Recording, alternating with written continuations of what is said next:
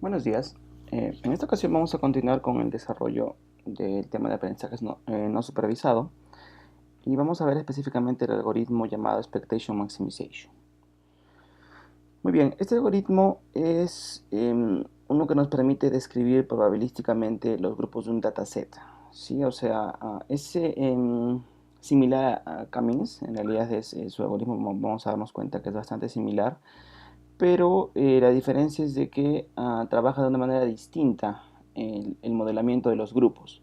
¿Ok? Entonces comenzamos diciendo que al igual que K-means, asume que los datos se organizan en K grupos. Entonces quiere decir que necesitamos conocer ese valor de K a priori, es decir, tenemos que de alguna manera poder encontrar o ver la cantidad de grupos e ingresarlo como parámetro. La diferencia, sin embargo, está en que este algoritmo asume que estos grupos provienen de distribuciones estadísticas, probabilísticas. Entonces, aquí es la gran diferencia porque en el caso de Camin simplemente lo que hacía era calcular a partir de centroides iniciales, calcular cuáles eran los más cercanos. En este caso, lo que vamos a hacer es utilizar distribuciones gaussianas multivariadas, es decir, de una o varias variables, en lugar de asumir que son simplemente medias, ¿ok? De que son simplemente los puntos centrales de los clústeres. Y vamos a decir que tenemos una distribución gaussiana por cada grupo. Y gracias a este modelo es que se le llama de modo general Gaussian Mixture Models, es decir, modelos de mixturas de gaussianas. ¿Sí? Y se utiliza el algoritmo Expectation Maximization para poder resolver el problema de las gaussianas. Entonces, y justamente cuál es ese problema que no conocemos los parámetros de estas distribuciones, es decir, simplemente asumimos que existen K distribuciones gaussianas, que son los que modelan nuestros grupos, nuestros elementos, nuestros grupos, pero no conocemos cuáles son sus parámetros, es decir, no conocemos ni su media ni su desviación estándar.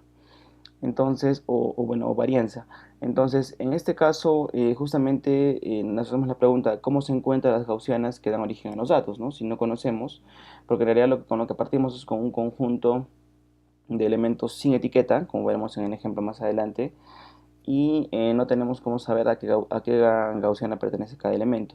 Entonces lo que hacemos es comenzar con parámetros aleatorios y luego iterativamente vamos refinando o en todo caso descubriendo cada modelo a partir de estos datos. ¿Okay? Ese es el proceso de aprendizaje del algoritmo Expectation Maximization.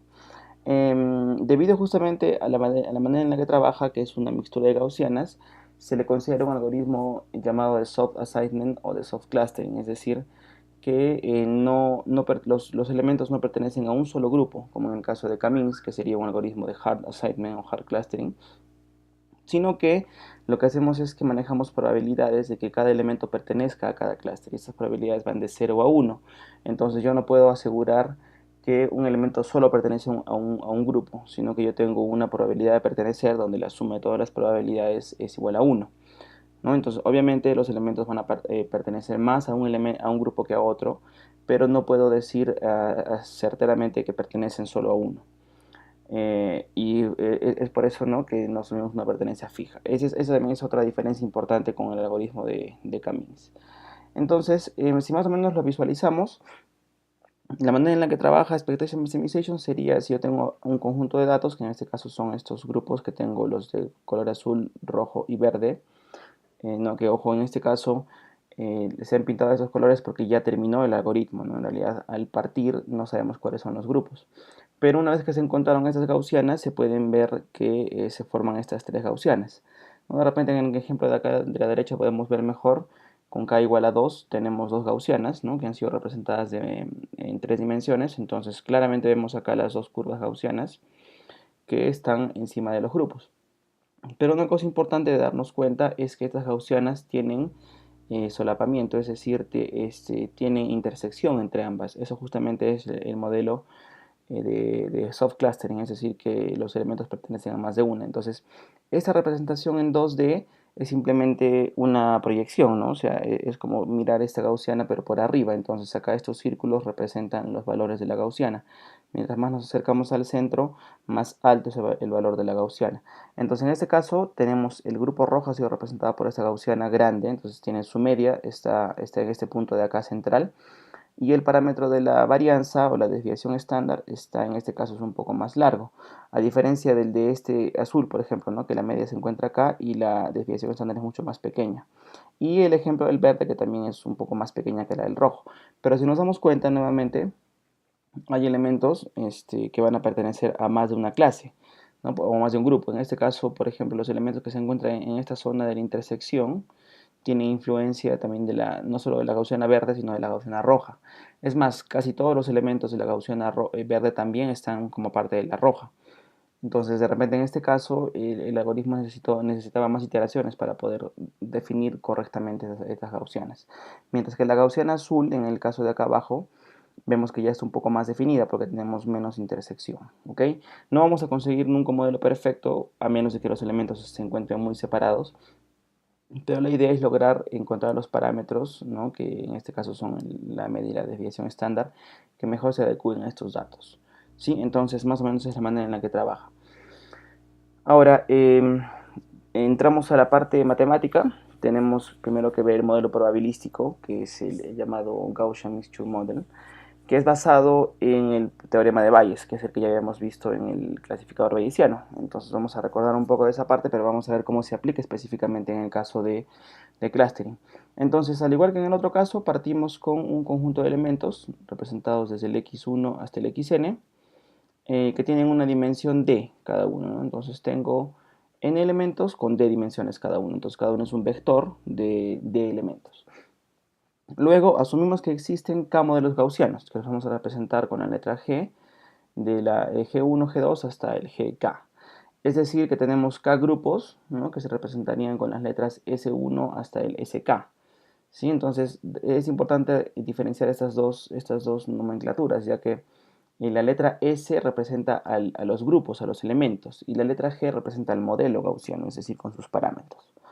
Y justamente estos parámetros de este modelo gaussiano, sabemos que son la media, y en este caso la desviación estándar o varianza con s elevado al cuadrado.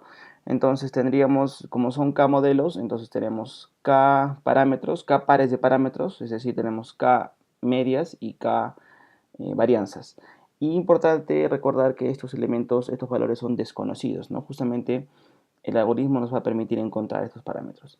Entonces, de lo que partimos es que vamos a utilizar el teorema de Bayes, al igual que en el clasificador bayesiano, para calcular la probabilidad de que cada elemento x, y, pertenezca a cada uno de los k modelos gaussianos.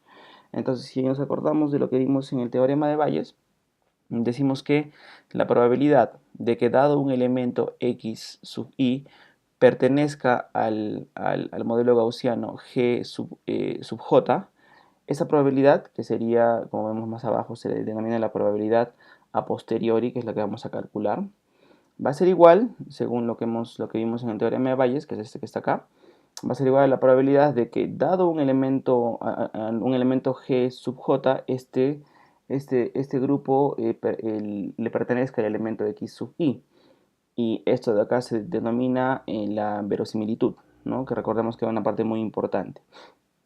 Y esto se multiplica por la probabilidad de este grupo o la probabilidad de la gaussiana G sub j, y esto se divide entre la probabilidad de que salga a elegir el elemento xy. Como todos los elementos tienen la misma probabilidad, entonces vamos a asumir que esto que se denomina evidencia es igual para todos, ¿sí? Y la probabilidad a priori se puede calcular como la cantidad de elementos que pertenecen a cada grupo. En el caso del clasificador bayesiano sí podíamos calcular eso porque conocíamos la clase de cada elemento.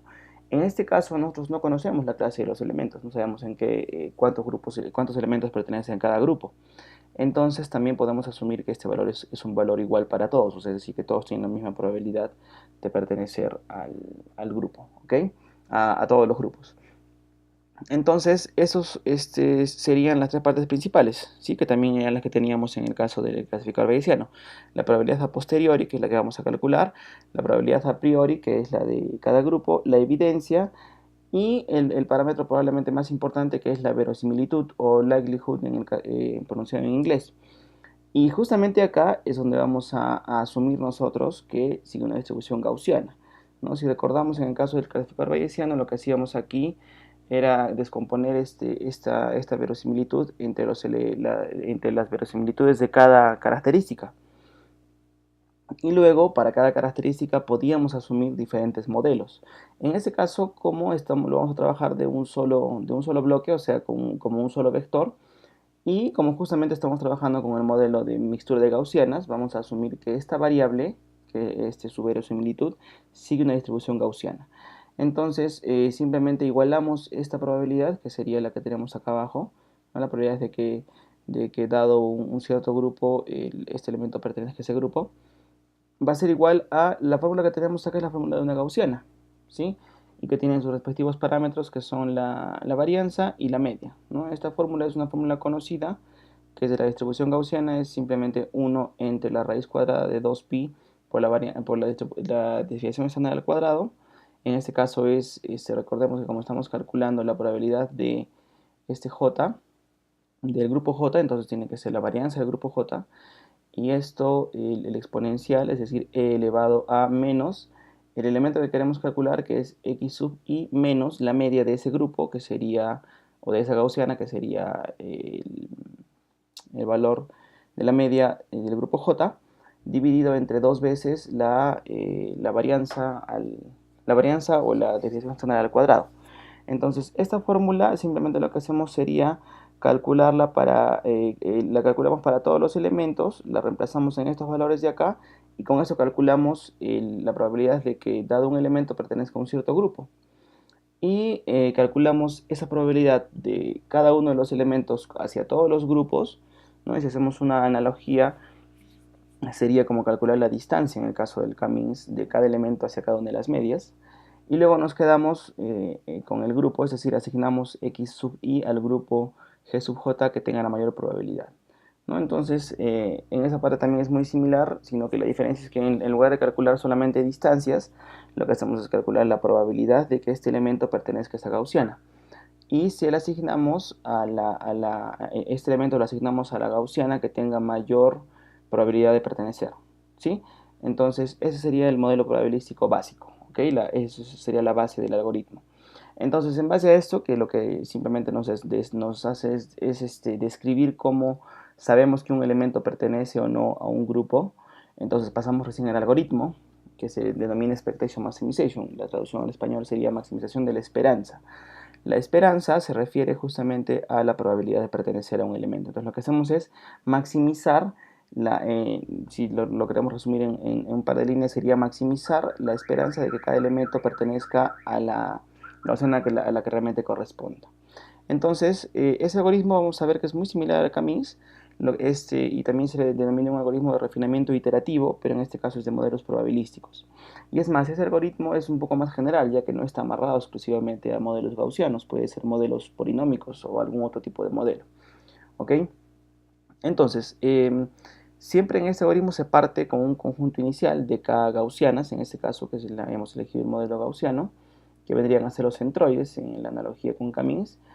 Y este conjunto de gaussianas, ¿no?, tienen sus parámetros, que son estos de acá. Entonces, por cada gaussiana yo tengo un par de parámetros, que es, en el caso de la gaussiana 1, la media 1 y la varianza 1. Luego tengo también, en el de la gaussiana 2, tengo la media 2 y la gaussiana 2. Y así sucesivamente hasta la gaussiana K, para la cual tengo la media K y la varianza de ese grupo K.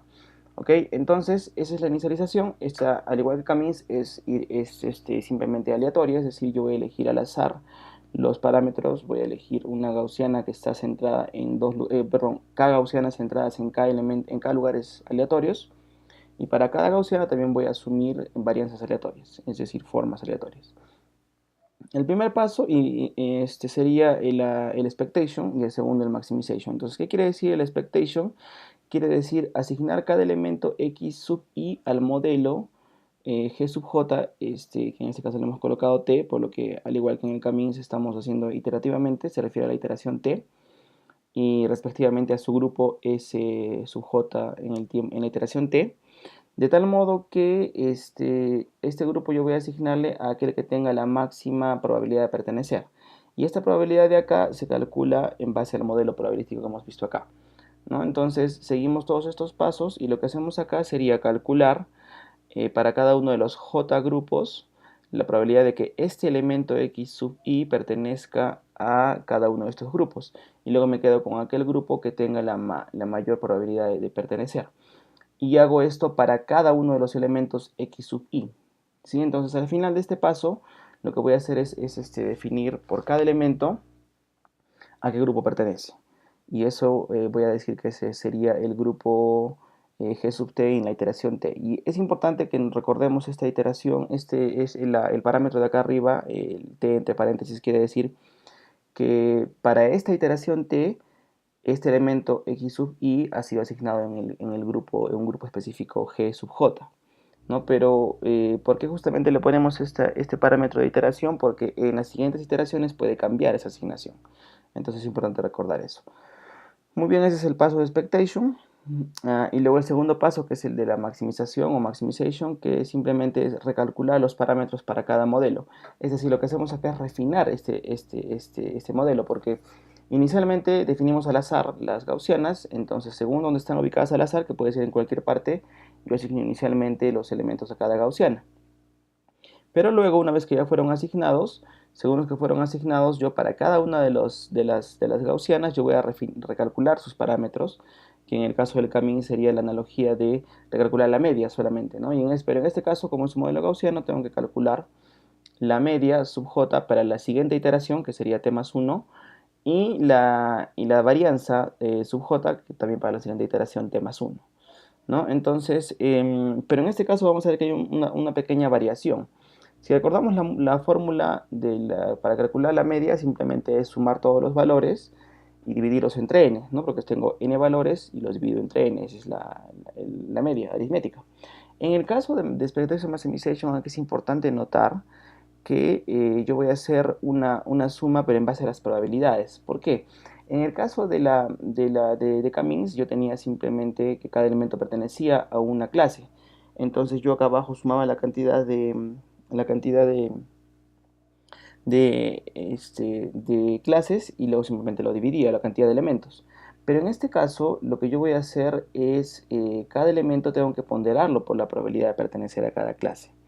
¿Ok? Entonces, como yo quiero calcular la media para la clase, para el grupo o la clase J, entonces yo tengo que sumar todos los valores todos los valores x sub i que fueron asignados a este grupo, pero multiplicados por la probabilidad de que sean asignados a este grupo, porque recordemos que hemos elegido el elemento, el grupo con mayor probabilidad de pertenecer, pero eso no quiere decir que no tenga probabilidad de pertenecer a otros grupos, por más que sea pequeña. Entonces, como estamos trabajando con un modelo probabilístico, en lugar de que sea un modelo determinístico, como es el caso de Cummings, yo tengo que multiplicar cada elemento, no lo voy a sumar simplemente todos los elementos, sino voy a ponderarlos por su probabilidad de pertenecer a este grupo, y voy a sumar esos elementos y esto lo voy a dividir entre la suma de las probabilidades de todos los grupos. ¿Ok? Es importante saber eso. Entonces, yo voy a hacer esta va a ser una media ponderada por el valor de probabilidad de pertenecer de cada elemento a cada grupo. ¿Ok? Entonces es importante tomar esa diferencia, notarla en relación al cálculo normal de la media. Y en el caso de acá de la desviación estándar o varianza es lo mismo, simplemente la diferencia está, bueno, si se dan cuenta acá abajo la división es la misma, es entre la suma de todas las probabilidades, pero la diferencia está en que acá arriba yo voy a, en lugar de multiplicar directamente por el número, lo que voy a hacer es calcular la varianza, ¿no? Que sería la resta entre mi valor x sub i y la media de este grupo, ¿no? Que sería, y esto lo elevo al cuadrado, esa es la fórmula de la varianza. Pero en este caso es una varianza que también es ponderada por la probabilidad de cada grupo, de pertenecer a ese grupo. ¿Ok? Entonces es importante que nos demos cuenta de esa pequeña diferencia. ¿Sí? Entonces, al final estamos recalculando los parámetros, pero de un modo ponderado por la probabilidad a posteriori calculada con el modelo bayesiano. Entonces, esa parte lo que nos hace es redefinir las medias, pero tomando en las medias y las varianzas, es decir, las gaussianas completas, pero considerando también el parámetro probabilístico en este caso. Y luego este paso lo repetimos, esos dos pasos los repetimos hasta que los elementos ya no cambien de clúster, ¿no? Entonces, es decir, hasta que se logre la convergencia. y a partir de acá se denomina iteración t más 1, ¿no? Y hacemos esto un número n de veces hasta que ya no haya cambio en los parámetros de todos los modelos, lo que quiere decir que se lleva a una convergencia. Sí, entonces, para poder ver mejor este ejemplo, este modelo, vamos a verlo como un ejemplo. En este caso es un ejemplo en una dimensión, no voy a presentar los cálculos porque son largos, pero quiero explicar el concepto del proceso. ¿Sí? Entonces comenzamos con un dataset que no tiene labels, o sea, yo no sé por cada elemento a qué clase pertenece, por eso están pintados de blanco.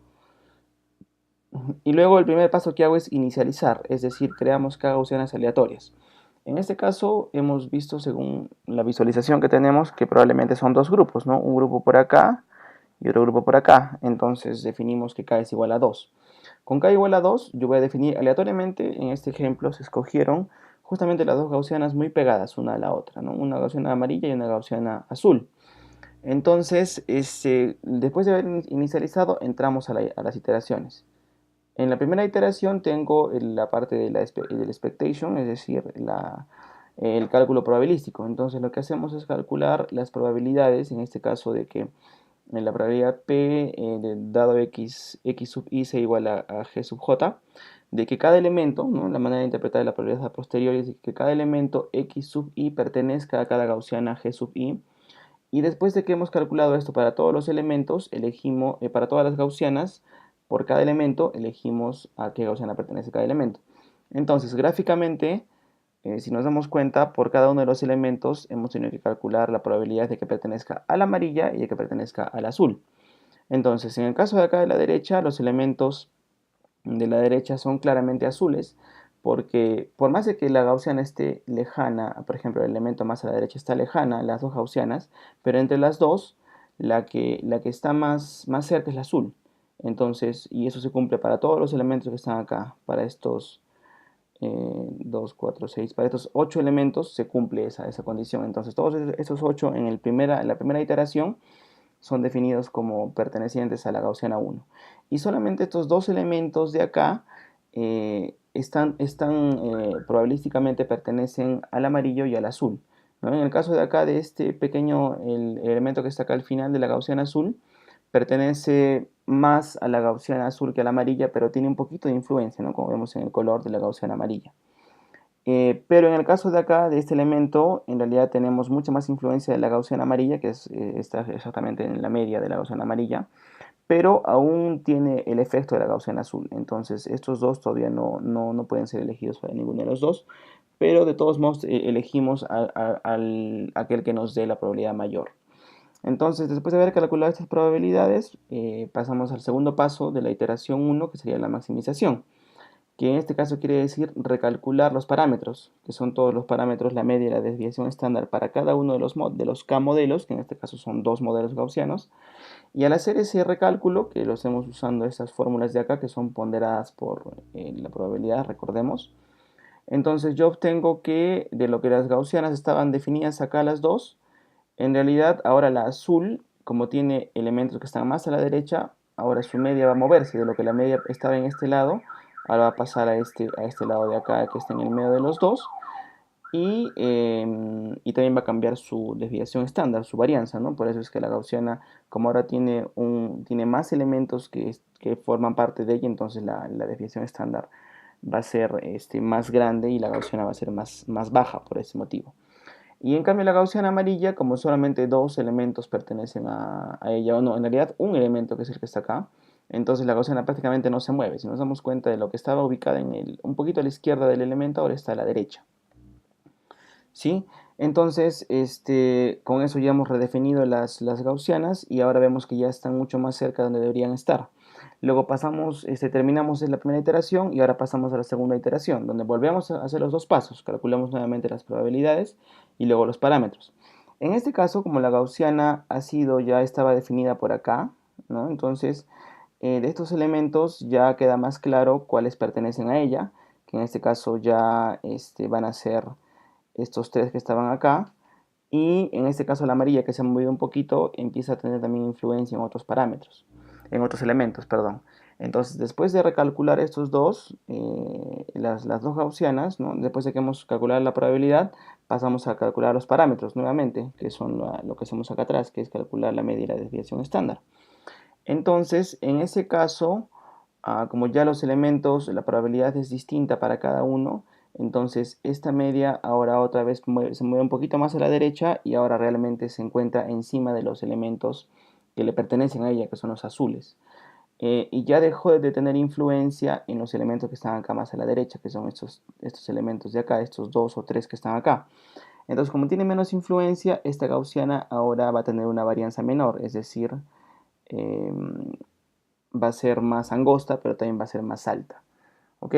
Y lo mismo ocurre con la otra gaussiana. Como esta gaussiana inicialmente solo tenía influencia sobre un elemento, ahora que ya la otra gaussiana se ha retirado más a la derecha, esta gaussiana pasa a tener más influencia ya no solo en uno, sino en estos tres hasta en este cuarto elemento más. ¿Ok? Entonces, también esto se recalcula, su media pasa de estar acá, pasa a estar en el lado más a la derecha y ahora se encuentra centrada sobre estos elementos. ¿No? Y luego continuamos este proceso hasta que haya convergencia. Y si nos damos cuenta, en el momento en el que va a parar este proceso, es un punto en el que este elemento ya no va a tener, ya no va a pertenecer a esta gaussiana, ya no va a tener influencia, y en este caso se definen adecuadamente las dos campanas de Gauss, una sobre la amarilla sobre estos cuatro elementos y la otra azul sobre estos seis elementos. ¿Sí? Entonces ese proceso, si nos damos cuenta de lo que comenzó como dos gaussianas que estaban muy pegaditas, poco a poco se fueron separando las dos gaussianas. Primero esta gaussiana era un poco más ancha y luego van tomando sus formas hasta tener la forma final. ¿Okay? Obviamente, si es que hubiéramos elegido las gaussianas, de repente una por la izquierda y la otra por la derecha, hubiera sido un proceso de convergencia más rápido. ¿Sí? Pero igual hubieran convergido al mismo resultado. Entonces, es también importante recordar que ese proceso inicial debe de ser también controlado de manera adecuada. Y si queremos ver este ejemplo en dos dimensiones, en realidad nos damos cuenta que es muy similar. Acá partimos con elementos sin ninguna etiqueta, pero visualmente podemos darnos cuenta de que existen probablemente dos grupos, ¿no? Y en el caso de que tengamos datasets con más dimensiones, podríamos aplicar técnicas de reducción de dimensionalidad para poder darnos cuenta de la cantidad de grupos que tenemos presente. En este caso fácilmente decimos que son dos, entonces definimos dos gaussianas. En este caso, por ejemplo, dense cuenta que las gaussianas han sido mejor escogidas. Una ha sido por arriba y otra acá por abajo, por lo menos están separadas inicialmente. Entonces, después de ejecutar las diferentes iteraciones, ¿no?, de lo que estaban separadas las dos, al calcular las probabilidades de pertenencia de cada elemento a cada gaussiana y al ponderar, al recalcular los parámetros de manera ponderada con las probabilidades, de lo que teníamos dos gaussianas separadas, primero se mezclan, porque según la posición en la que están, no es claro a qué gaussiana pertenece cada elemento, ¿no? Pero si nos damos cuenta a través de las iteraciones, poco a poco estas gaussianas se van dividiendo hacia donde pertenecen, porque en realidad las dos fueron elegidas una hacia arriba y otra hacia abajo. Si hubieran sido elegidas hacia la izquierda y hacia la derecha sería mejor. Pero como no ocurrió eso porque es aleatorio, entonces primero tienen que juntarse las dos gaussianas de manera probabilística, luego hasta que empiezan a tomar la forma adecuada, ¿no? Primero estaban acá más separadas, perdón, juntas, y luego a través de las iteraciones, si nos damos cuenta, empiezan a separarse. Hasta que llega un punto acá, por ejemplo, que es prácticamente una sola gaussiana, pero como ya abarcamos más elementos de acá de la izquierda, entonces empiezan cada vez a separarse más hasta que llega este punto en el que ya se separan en dos gaussianas distintas. Otra vez se separan, pero ya no como estaban acá inicialmente, arriba y abajo, sino en la esquina de la izquierda y la esquina de la derecha. Y luego con el paso de las iteraciones, nuevamente estas gaussianas se centran adecuadamente en los datos acá y en los datos de acá. Entonces, de lo que partimos con dos gaussianas que estaban ubicadas diagonalmente hacia un sentido, ahora primero se han juntado a través de las iteraciones y luego se han separado, pero correctamente en los dos grupos que han sido encontrados. Entonces, este algoritmo normalmente tiende a tener mejores resultados que K-means, aunque no siempre es el caso, pueden tener resultados similares, y los tiempos de procesamiento también son un poco más altos, justamente por el cálculo probabilístico. Pero en realidad tampoco es tan alto porque la diferencia en el cálculo no es mucha. ¿Ok? Pero es un algoritmo muy interesante y que nos da resultados muy, muy buenos, pero nuevamente recordemos que necesitamos conocer la cantidad de clases o grupos presentes, entonces para eso tenemos que visualizar los elementos de alguna manera para poder indicar un número correcto. Ok, entonces con eso terminamos el tema. Gracias por su atención.